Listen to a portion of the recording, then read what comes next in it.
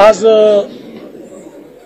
India global forum मध्ये काही महत्त्वाचे एमओयूज आपण केलेले आहेत।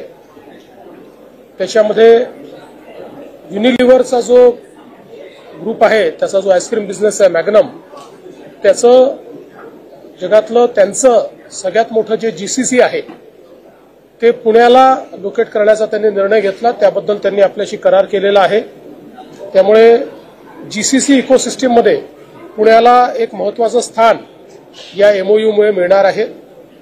यासोबत आपण एमएमआरडीएच्या माध्यमातून जे वेगवेगळे प्रोजेक्ट्स हातामध्ये घेतलेले आहेत त्याच्या फंडिंग टाइपचे आपण आज एमओयू केले।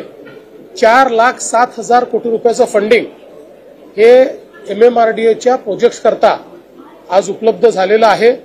याच्यामुळे आपल्या सरकारने जे काही एमएमआरडीएच्या अंतर्गत मेजर सगळे प्रोजेक्ट घेतलेले आहेत याला आता कुठेही फंडिंगची कमतरता राहणार नाही। ते मेट्रोचे असो, पाण्याचे असो, रस्त्यांचे असो, टनेल्सचे असो, या सगळ्या प्रोजेक्ट करता आता फंडिंग आपल्याला उपलब्ध झालेलं आहे।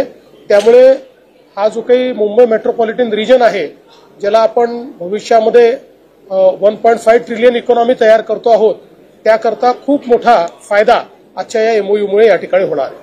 Since a lot of Indian companies have showed their interest in MMRDA, what kind of projects are we looking at, and which companies are these, and what is the outcome we are expecting?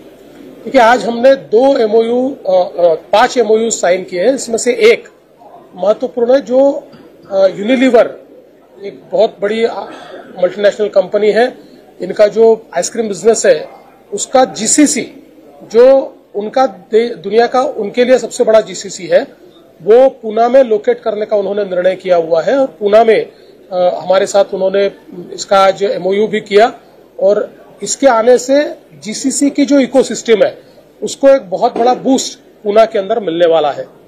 इसके अलावा हमने जो हमारे भारतीय funds है उनके साथ एक एमओयू किया है, जिसमें ये हमारे सारे भारतीय फंड्स 4,07,000 करोड़ रुपया एमएमआरडीए को दे रहे हैं। एमएमआरडीए के जो प्रोजेक्ट्स है, चाहे फिर वो रोड्स के प्रोजेक्ट्स हो, टनेल्स के प्रोजेक्ट्स हो, पीने के पानी के प्रोजेक्ट्स हो, हाईवेज के प्रोजेक्ट्स हो, कोस्टल रोड जैसे प्रोजेक्ट्स हो, या फ्लाईओवर जैसे प्रोजेक्ट हो, सारे के सारे उनके जो प्रोजेक्ट्स है उन प्रोजेक्ट्स के लिए 4 लाख, और मेट्रो के प्रोजेक्ट्स, इसके लिए 4,07,000 करोड़ का आज फंडिंग टाइप हुआ है। तो जो नीति आयोग के साथ हम लोगों ने एमएमआर रीजन को 1.5 ट्रिलियन की इकोनॉमी बनाने का एक रोड मैप तैयार किया है, उसके लिए जो इन्वेस्टमेंट हमको करनी है उस इन्वेस्टमेंट का आज टाइप हुआ है। मैं ऐसा मानता हूँ हिस्टोरिकल इस प्रकार का टाइप हमने किया है।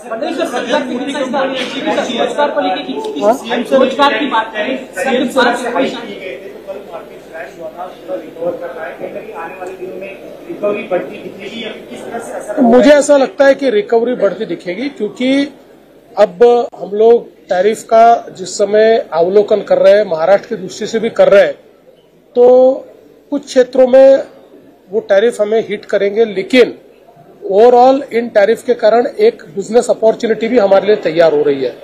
और हम लोग प्रयास कर रहे हैं कि उस बिजनेस अपॉर्चुनिटी को हम लोग असेस करके उस दिशा में आगे बढ़े। और मुझे लगता है कि ओवरऑल अगर हम इसका इफेक्ट देखें तो मॉडरेट इफेक्ट होगा, ऐसा इनिशियली तो हमको लग रहा है। इसीलिए मार्केट धीरे धीरे सुधर रहे हैं।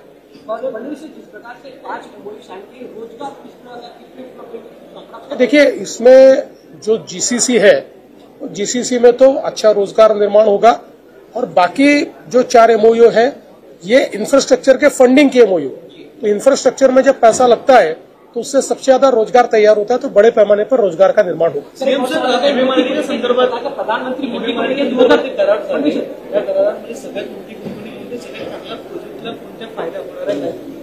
नाही, याच्यामध्ये सगळे आपले इंडियन फंडर्स आहेत। हुडकोनी 1.5 लाख कोटी रुपये दिलेले आहेत, आरईसीने दिलेले आहेत, पीएफसीने दिलेले आहेत, या सगळ्यांनी दिलेले आहेत। त्याच्यामुळे आता एमएमआर रिजन मधले जेवढे आपले प्रोजेक्ट आहे, मग ते मेट्रोचे असो, ते टनेलचे असो, ते रोडचे असो, ते हायवेजचे असो, ते ब्रिजेसचे असो, ते फ्लायओव्हरचे असो, ते अंडरपासेस, या सगळ्या प्रोजेक्ट करता आता एक प्रकारे फंडिंग हे आपल्याला उपलब्ध झालेलं आहे।